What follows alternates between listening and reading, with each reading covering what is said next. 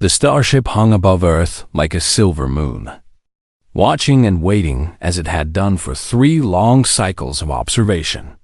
And inside that great vessel stood Princess Velith of the Zentari Empire, her pale silver eyes fixed on the blue planet below with a mixture of curiosity and contempt. She was tall by any species standards, standing nearly 7 feet with skin that shimmered like liquid mercury and hair that flowed like strands of woven starlight. And she had lived for over 2,000 years already, which was still considered young among her ancient people who measured their lives in millennia rather than decades. The Zentari had conquered 17 star systems and had bent the very fabric of space and time to their will. And they looked upon younger species the way a grown adult might look upon an ant crawling across the ground.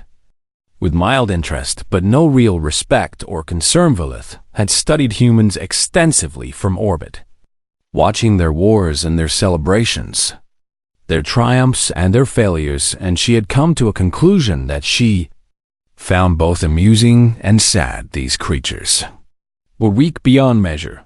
They died from falling off small heights, and they died from temperatures that were only slightly too hot or too cold, and they died from invisible germs that floated through the air, and they died simply from growing old, their bodies failing them after only 70 or 80 revolutions around their single yellow sun. And yet somehow these fragile beings had the audacity to speak of courage and bravery as if they understood what those words truly mean. Velith found this deeply funny in a way that made her feel superior, and she often shared her observations with her advisors, who laughed along with her at the strange little creatures on the planet below. When the Zentari High Council decided to send a diplomatic mission to Earth, Velith volunteered immediately because she wanted to see these humans up close and confirm what she already believed to be true about their weakness and their foolish pride. The journey down to the planet's surface took only moments in their advanced shuttlecraft, and Velith stepped onto Earth soil for the first time with her head held high and her silver robes flowing behind her like liquid metal. The humans had prepared a grand welcome for her at a place they called the United Nations, a building where leaders from all the different human tribes gathered to talk and argue and pretend they could solve their many problems through words alone. Velith walked through the halls with her guards flanking her sides, and she noticed how the humans stared at her with wide eyes and open mouths, clearly amazed by her beauty and her obvious superiority. The assembly hall was filled with hundreds of human leaders from every corner of their small world, and they had set up cameras to broadcast this historic moment to billions of their kind who watched from their primitive homes. A human male with gray hair and a nervous smile approached her and welcomed her to Earth on behalf of all humanity. And Velith listened politely as he spoke about peace and cooperation, and the hope that their two species might become friends and allies. Then he made a mistake that Velith could not let pass without comment. He spoke about human courage and resilience, about how humanity had survived ice ages and plagues and wars and had always found a way to continue forward.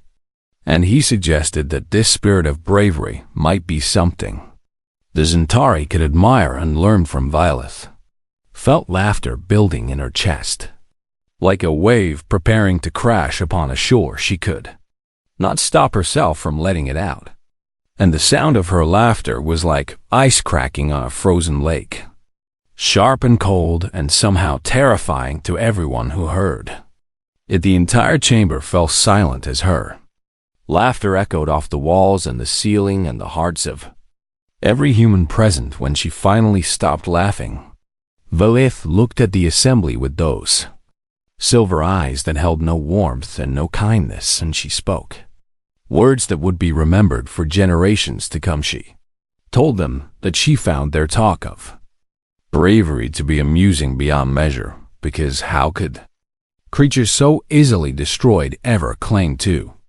understand true courage. She pointed out that a human could die from a fall of only a few meters, while Centauri could survive impacts that would shatter mountains. And she noted that humans aged and weakened with every passing year, while her people grew stronger and wiser across thousands of years of life. She explained that a single asteroid could wipe out their entire species, and that they lived every day under the shadow of 1,000 different ways they might suddenly cease to exist.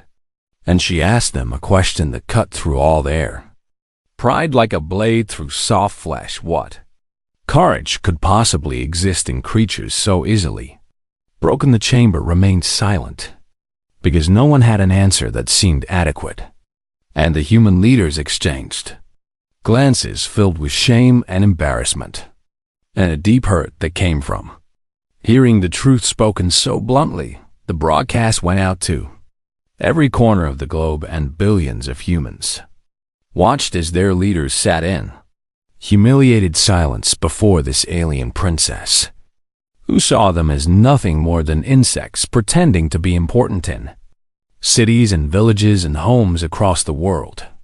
People felt the sting of her words, and many of them wondered if perhaps she was right, and perhaps they had been fooling themselves about their own worth and their own strength. But in a small apartment in Lagos, Nigeria, a woman named Adaeze Okonkwo watched the broadcast on her old television set, and she felt something different from the shame that gripped so many others. Adaeze was 34 years old, and she worked as an engineer, spending her days solving problems that others said could not be solved. And she had grown up hearing stories from her grandmother about ancestors who had faced impossible challenges and had refused to surrender. She watched the alien princes mock humanity, and she listened to the words about weakness and fragility, and she understood that everything Valeth said was technically true, because humans were indeed easy to break and quick to die. But Adaeze also understood something that the princess clearly did not. Being easy to break was not the same as being weak, and knowing you could die was not the same as lacking courage. In fact, Adaeze thought to herself as she turned off the television and sat alone in the darkness of her small apartment. Perhaps the opposite was true. Perhaps courage could only truly exist in beings who had something real to lose. She did not know it yet, but Adaeze Okonkwo would soon have the chance to show Princess Valeth exactly what human courage looked like. And the lesson would change both of them forever in ways neither could have imagined. On this night, when one mocked and billions felt ashamed, outside her window, the stars shone down on Lagos, and somewhere among those distant lights, a silver ship carried a princess who thought she understood everything about courage and strength. She was wrong, and soon the universe would teach her just how wrong she had been. 3 months passed after Princess Valeth delivered her speech to the United Nations, and during that time humanity tried its best to forget the shame of that day, while the Centauri continued their diplomatic mission with an air of barely hidden superior. Valeth spent her days meeting with human scientists and leaders, always polite on the surface, but never missing an opportunity to remind them of their limitations and their fragile place in the universe. She toured their greatest achievements and found them quaint and primitive, and she listened to their proudest stories of survival and sacrifice, and thought to herself that these creatures simply did not understand how small they truly were. Then disaster struck in a way that no one had predicted or prepared for. A Centauri research vessel that had been studying the deepest parts of Earth's oceans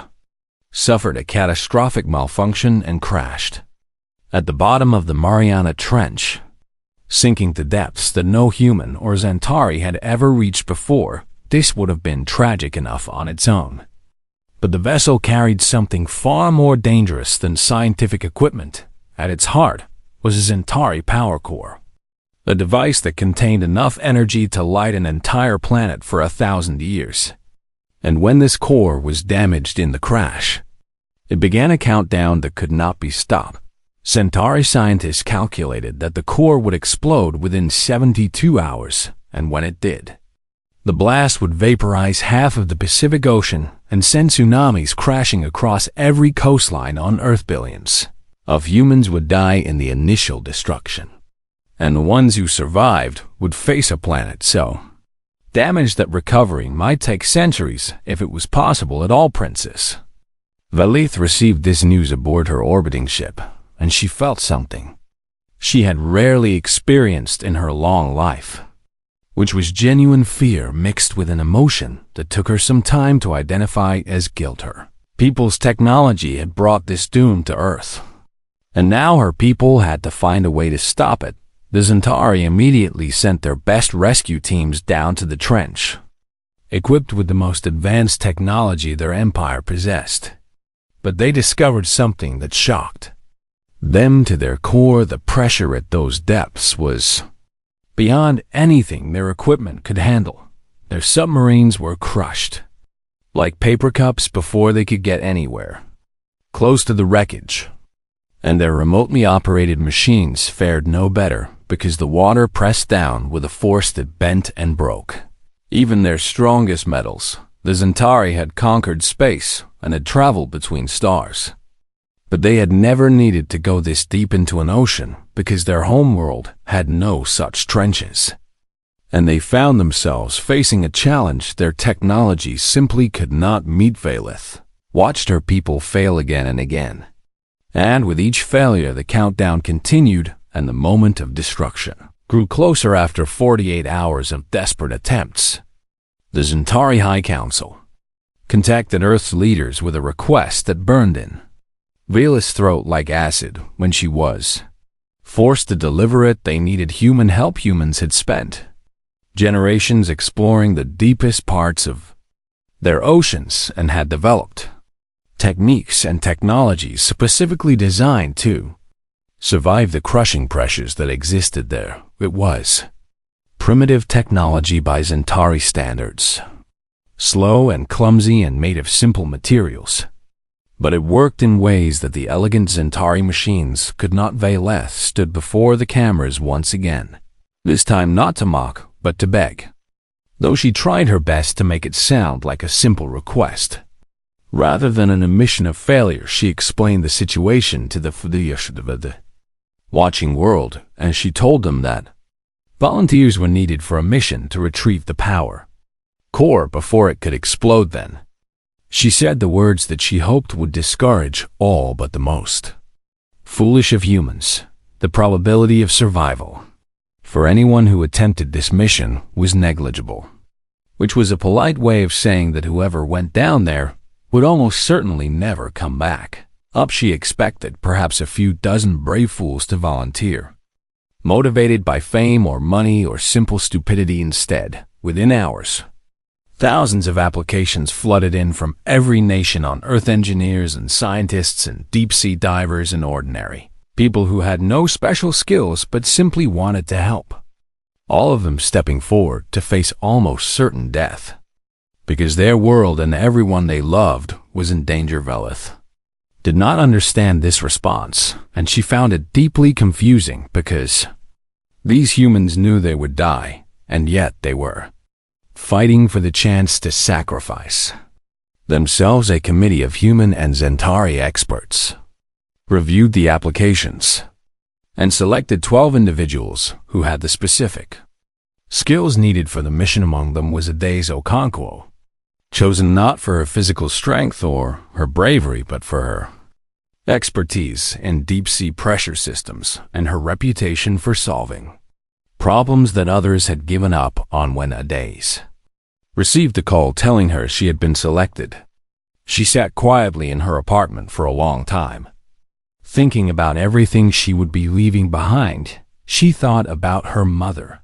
who had raised her alone, and her grandmother, who had filled her childhood with stories and songs. And she thought about all the things she had planned to do with her life that she would now never have the chance to accomplish. Then she packed a small bag and traveled to the launch site where she would meet the other volunteers and prepare for the mission that would almost certainly be her last. Princess Valeth was there when the 12 humans arrived, standing tall and cold and watching them with those silver eyes that seemed to see everything and understand nothing. She studied each volunteer in turn, looking for signs of fear or doubt or regret, expecting to see humans who were already regretting their choice and looking for a way to back out without losing face. Instead, she saw something that puzzled her deeply. She saw people who were afraid. Yes, because only a fool would not be afraid of what lay ahead.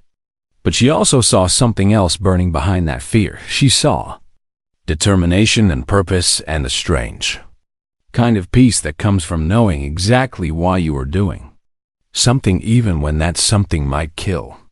Valeth stepped forward to address the group, and she made sure they understood the full truth of what they were facing, told them that the pressure at the bottom of the trench would crush their vessel if anything went wrong. And she told them that the cold down there was beyond anything they had ever experienced. And she told them that even if they reached the wreckage, they might not be able to extract the core before their air ran out or their equipment failed. Then she said the words she had said so many times before: you understand, you will likely die. The 12 humans looked at her, and most of them simply nodded, because there was nothing more to say. But Ades Okonkwo spoke words that would stay with Valeth for centuries to come. We understand, she said in a voice that was calm and steady despite everything. But understanding that we will likely die is not the same as accepting it. Valeth tilted her head to one side like a bird examining something strange and unexpected, and she tried to work out what this human meant by those words. She did not understand. Not yet, but she would. In 24 hours the mission would begin, and Ades Okonkwo would descend into the deepest darkness Earth had to offer, carrying with her the hopes of billions and the confused attention of an alien princess who was about to learn that she had been wrong about everything. The vessel was called the Deep Hope, and it was the most advanced submersible that humanity had ever built, designed to go deeper than any machine had gone before, though even its creators admitted that it was never meant to face the challenges that awaited it at the bottom of the Mariana Trench. Ades Okonkwo climbed aboard with the other 11 volunteers on a gray morning, when the clouds hung low over the ocean and the waves seemed darker than usual, as if the sea itself knew what was about to happen inside the vessel.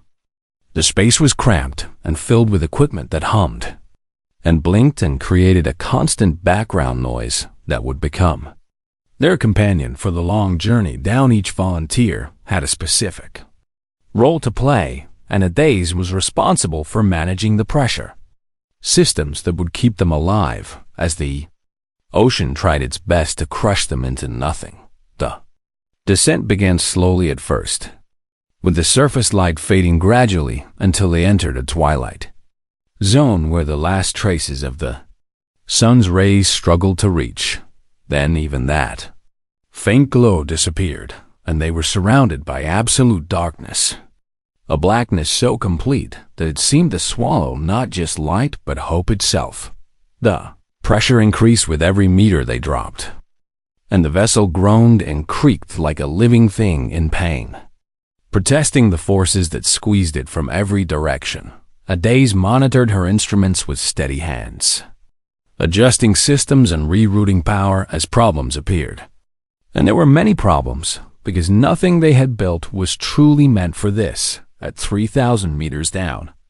The first serious failure occurred when one of the secondary pressure seals gave way and water began seeping into a storage compartment. 2 of the volunteers worked frantically to contain the leak while Ades calculated whether they could continue with the reduced structural integrity, and she decided that they could, because stopping now meant everyone on Earth would die at 5,000 meters. The temperature inside the vessel dropped so low that their breath came out as fog, and their fingers grew stiff and clumsy. making even simple tasks difficult. One volunteer, a young man from Brazil who had been a deep-sea diver for 15 years, began showing signs of nitrogen narcosis, his words becoming slurred, and his movements uncoordinated. His crewmates strapped him into a seat where he could not hurt himself, and they continued downward because there was no other choice at 7,000 meters. Another volunteer collapsed from what the medical officer identified as pressure sickness, her body unable to cope with the impossible weight of water pressing down from above. She was conscious but unable to move, and her eyes tracked the movements of her crewmates with a mixture of fear and resignation as they laid her beside the Brazilian diver at 9,000 meters. A third volunteer simply stopped responding, sitting motionless in his chair with his eyes open but seeing nothing, his mind having retreated to somewhere deep inside itself where the terror could not follow. By the time they reached the crash site at nearly 11,000 meters below the surface, only Adaze and two others remained functional enough to complete the mission. The Centauri vessel was a twisted wreck of metal and crystal, barely recognizable as the elegant ship it had once been.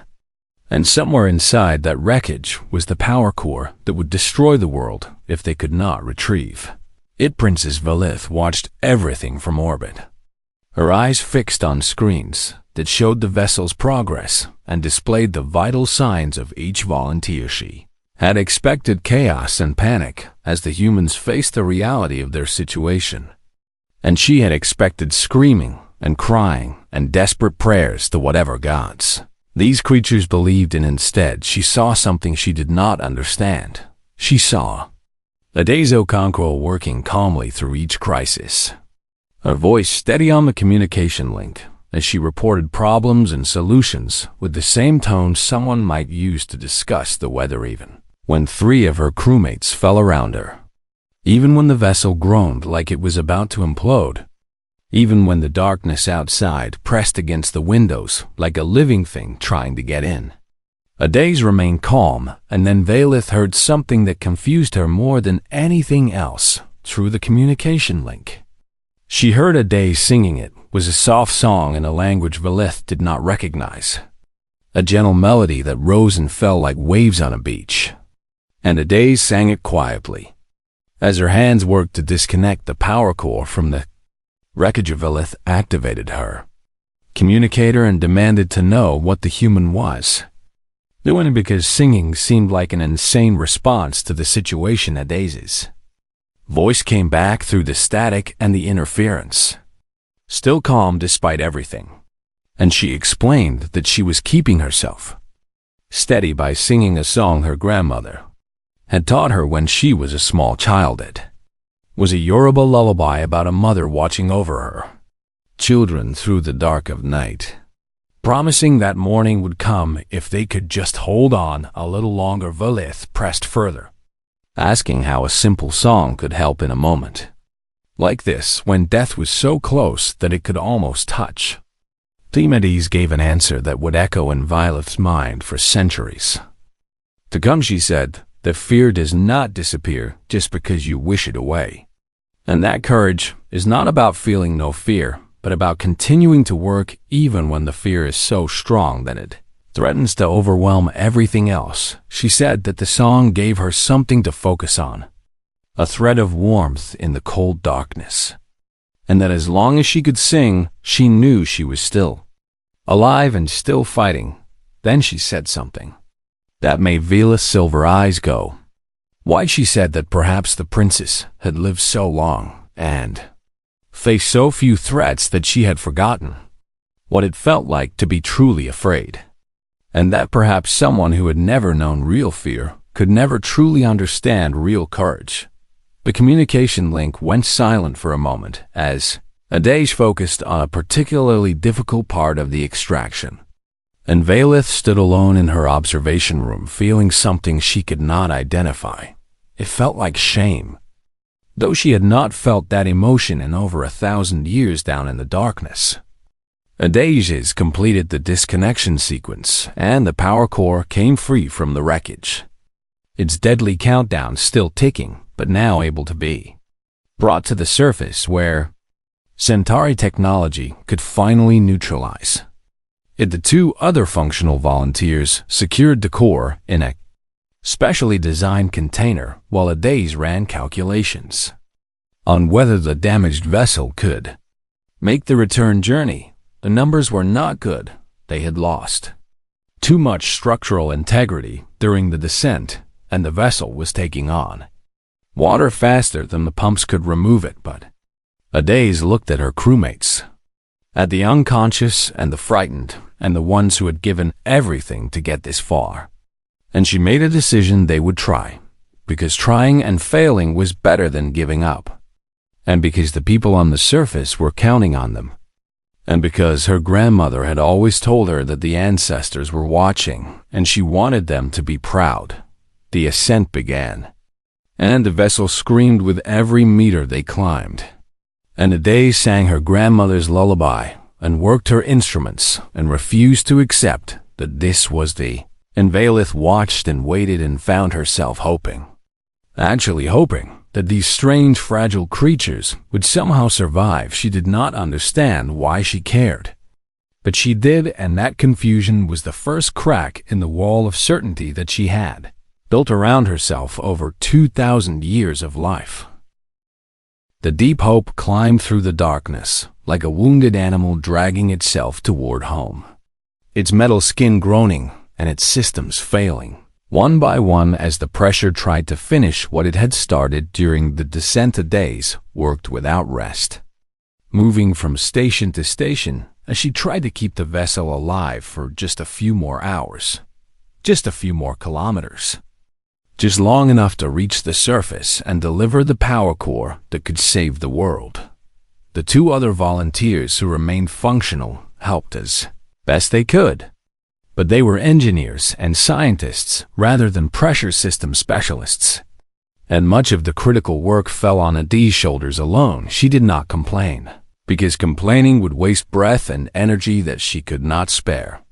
And instead she focused on each problem as it appeared and solved it or worked around it and moved on to the next. At 8,000 meters, the main pump system failed completely and water began flooding into the lower compartments faster than they could bail it out. Adaze sealed those compartments off, sacrificing the supplies stored there to save the crew sections above. At 6,000 meters, the heating system gave its last gasp and died, leaving them in a cold so intense that ice began forming on the inside of the windows. The volunteers huddled together for warmth, their breath creating clouds of fog that froze on every surface they touched. At 5,000 meters, Adaze ran the calculations that she had been avoiding since the ascent began. She sat alone at her console and worked through the numbers 3 times because she wanted to be absolutely certain. And each time she came to the same conclusion: the vessel was too heavy. The damage they had taken and the water they had taken on had added too much weight, and the engines were not strong enough to lift them all the way to the surface. They would rise for another few hours, and then they would stall, hanging in the middle of the ocean with nowhere to go. And eventually, the hull would fail and the sea would claim them. Adaze looked at her crewmates, at the ones who were still conscious and the ones who had fallen during the descent, and she thought about what it would mean if they failed now.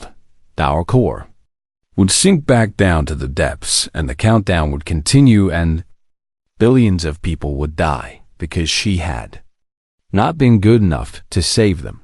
She thought about her mother waiting at home and her grandmother who had probably been praying since the mission began. As she thought about all the children who would never grow up and all the dreams that would never come true if that core exploded, then she thought about the weight calculations again, and she realized something that made her heart feel like it was being squeezed by the same pressure that surrounded the vessel she was the heaviest person left on board. The other 2 functional volunteers were smaller than her, and the unconscious crewmates could not be moved without risking their lives. But if someone were to leave the main vessel, If someone were to take themselves and their weight out of the equation, the numbers might just work at days. Made her decision quickly, because if she thought about it too long, she might lose her nerve. And she could not afford to lose her nerve when so many lives depended on what happened next. She moved to the rear compartment, where the emergency equipment was stored. A section of the vessel that could be separated from the main body in case of catastrophic failure. She told the other two volunteers that she needed to check something in the back, and they nodded without suspicion because she had been checking things throughout the entire journey. Once she was in the rear compartment, she sealed the door behind her and began the separation sequence. The others realized what she was doing when they heard the locks engaging, and they rushed to the door and pounded on it and begged her to stop through the small window in the door. Adaze looked at their faces, and she smiled, even though her heart was breaking. She told them that this was the only way and that the numbers did not lie. And she told them to take care of the power core and to tell her family that she loved them. Then she pressed the button that released the rear compartment from the main vessel. The separation was violent. A lurching, tearing sensation followed by the sound of rushing water as the compartment began to flood. Adaze felt the cold hit her like a physical blow as the ocean poured in through seams that were never meant to be exposed to this depth. Princess Valeth watched from orbit as the bio readings on her screen told the story of what was happening. She saw Adaze's heart rate spike as the fear hit her. That primal terror that comes when death stops being an abstract concept and becomes an immediate reality. Then she saw something that made her breath catch in her throat. She saw the heart rate steady and slow. Not from calm, but from cold, as the freezing water claimed Adaze's body piece by piece.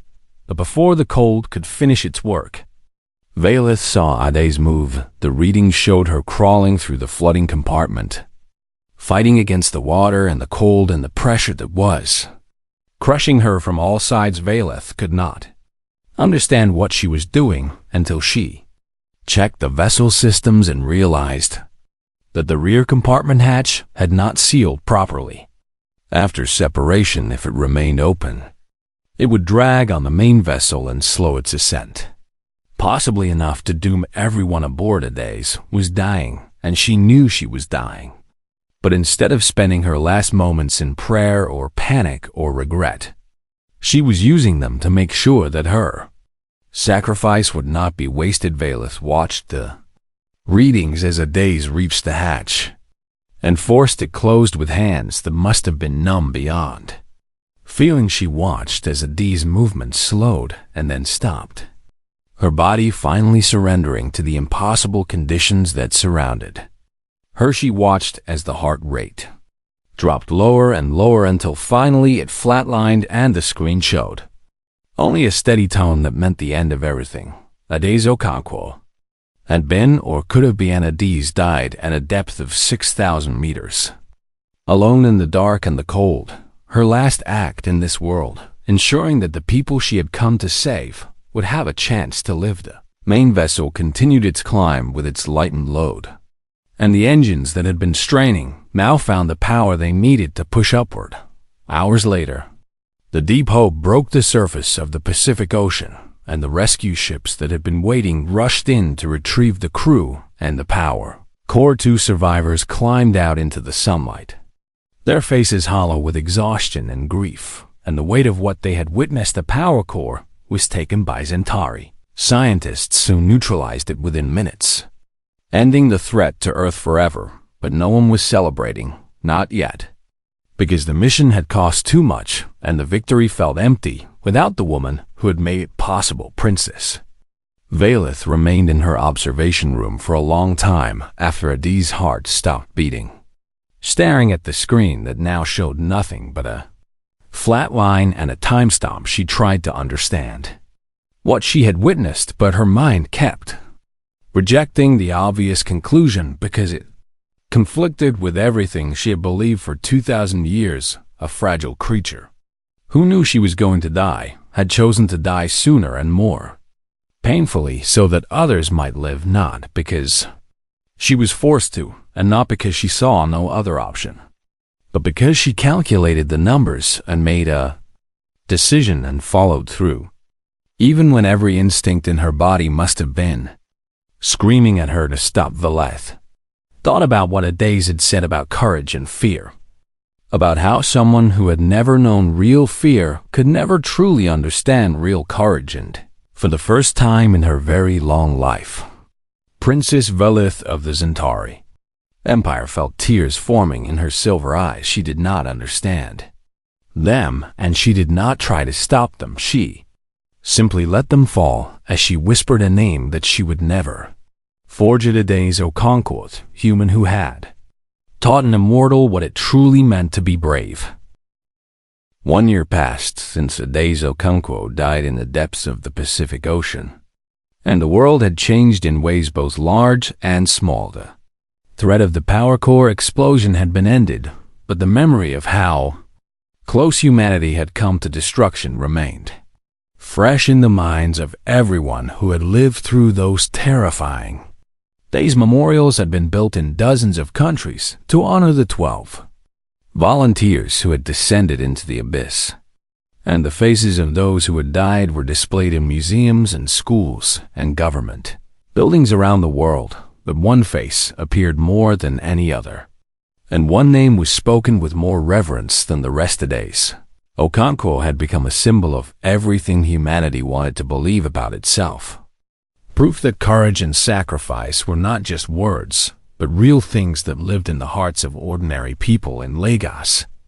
Her family had been overwhelmed by the attention at first, by the reporters and the politicians and the strangers who showed up at their door wanting to pay their respects. Adaze's mother had aged 10 years in the months after her daughter's death, her hair turning gray and her face showing lines that had not been there before.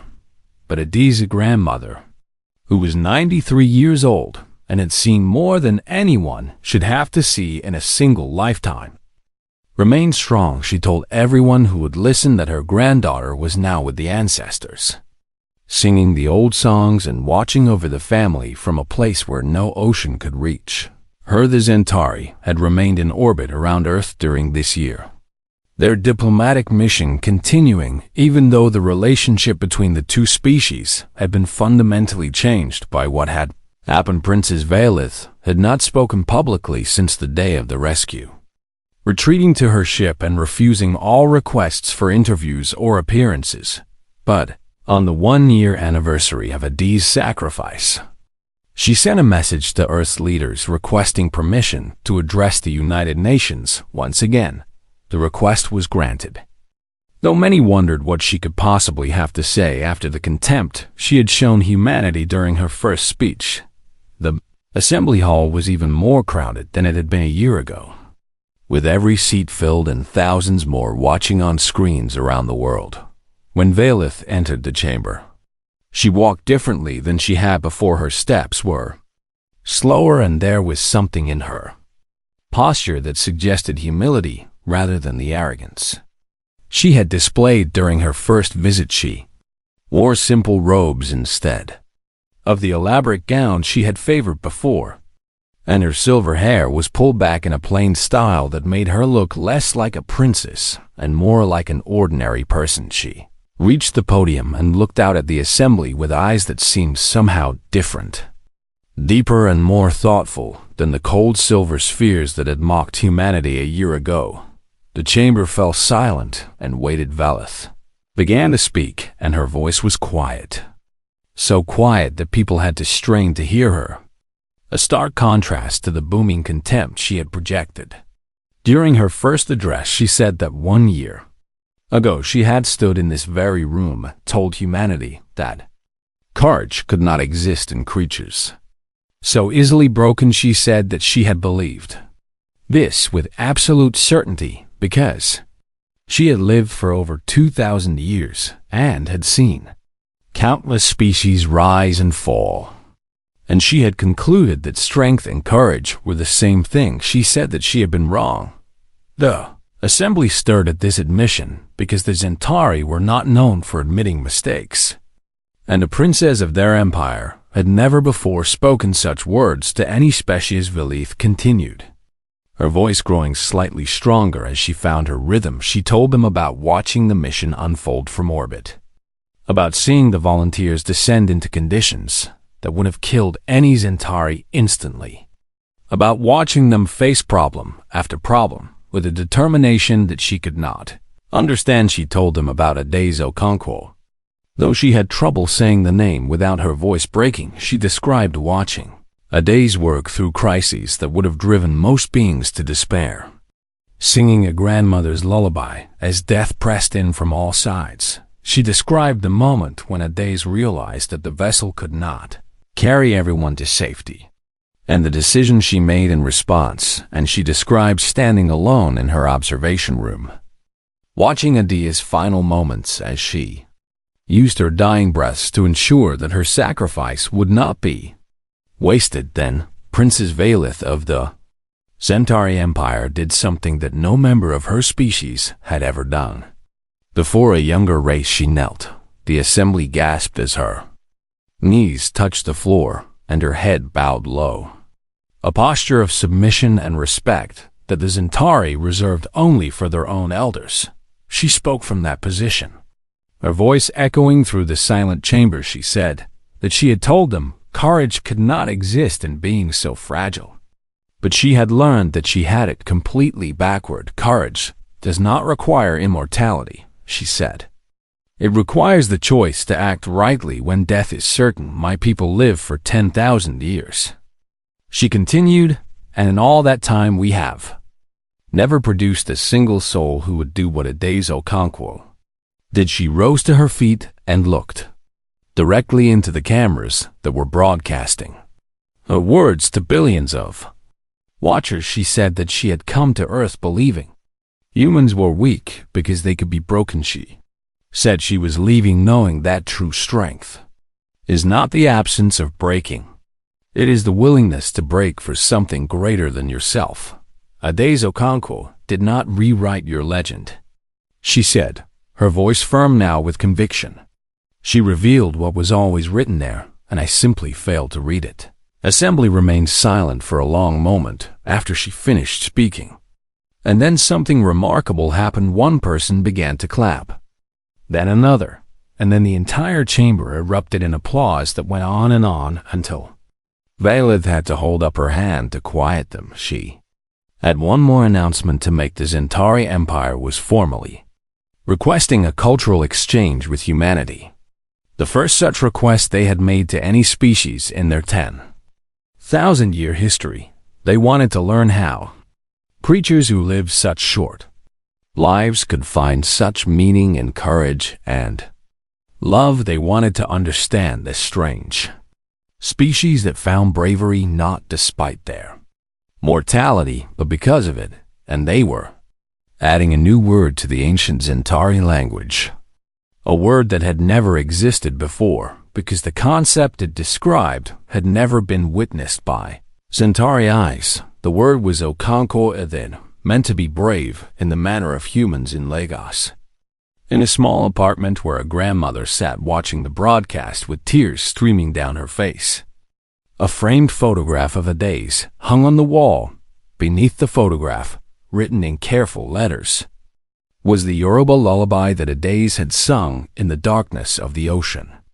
The song about a mother watching over her children through the night and promising that morning would come if they could just hold on. And now, thanks to Ades, morning had come for the whole world.